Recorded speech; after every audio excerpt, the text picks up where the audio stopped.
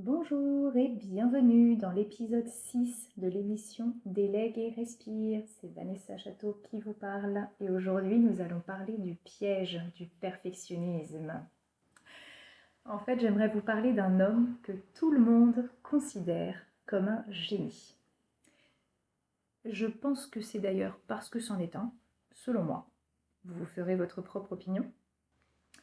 Je veux bien sûr parler de Léonard de Vinci. Monsieur était peintre, ingénieur, inventeur, anatomiste, architecte.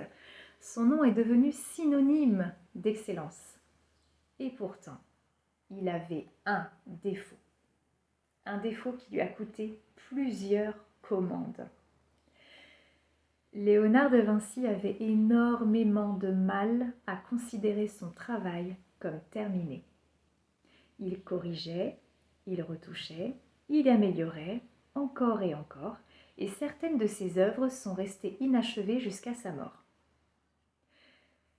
J'avoue que cette histoire me rassure, parce qu'elle nous rappelle une chose. Même les plus grands créateurs ont douté de leur propre travail. Et aujourd'hui, ce perfectionnisme, il est partout. C'est vrai, on ne publie pas un post parce qu'il pourrait être meilleur, on ne lance pas son offre parce qu'il manque encore quelques détails, on ne contacte pas un prospect parce que notre présentation n'est pas parfaite. On repousse, on a toujours une excellente raison de repousser. Mais au fond, le problème, c'est pas forcément la qualité. Je pense que le problème, c'est la peur. J'ai pu l'observer même chez moi. La peur. Vous savez, cette peur du regard des autres, cette peur de se tromper, cette peur de ne pas être légitime, qu'on appelle le syndrome de l'imposteur. Toutes ces peurs-là, en fait, on l'appelle le perfectionnisme. Pourtant, aucun entrepreneur n'a construit une activité grâce à un projet parfait qui est resté dans un tiroir. C'est justement parce qu'elles avancent que les entreprises grandissent. Elles testent, elles corrigent et donc elles progressent. Et c'est exactement ce qui fait la différence.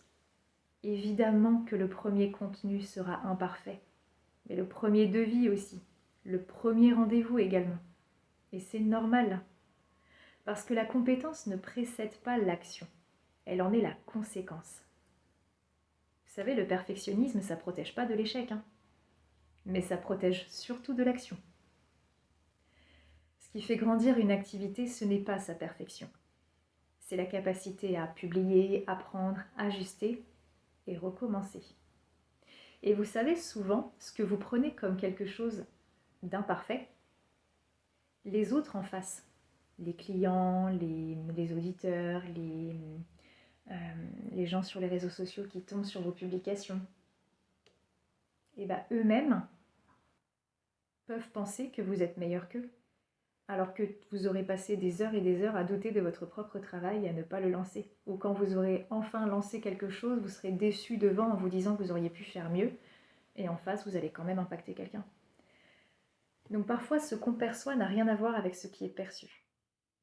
Ça, c'est bien de se le rappeler. Bref, revenons à nos moutons. Aujourd'hui, j'aimerais vous proposer un exercice assez simple. Regardez simplement ce que vous repoussez depuis plusieurs jours. Et demandez-vous honnêtement, est-ce que ce n'est pas suffisamment bien ou est-ce que j'ai simplement peur de le montrer? Et finalement, la réponse pourrait bien débloquer votre prochaine étape. N'hésitez pas à me dire en commentaire. Je pourrais vous lire et vous répondre. Dans tous les cas, moi, je vous retrouve dans le prochain épisode de Délègue et Respire, où nous parlerons d'une croyance qui pousse beaucoup d'entrepreneurs à attendre d'être prêts, alors que je crois que c'est comme pour un bébé, on n'est jamais vraiment prêt à être parent, et là c'est pareil. On n'est jamais vraiment prêt à être entrepreneur tant qu'on ne s'est pas lancé. Je vous souhaite une très bonne journée. Je vous invite à retrouver toutes les ressources de Délègue et Respire dans le lien en description. Et je vous dis à bientôt dans le prochain épisode. Prenez soin de vous.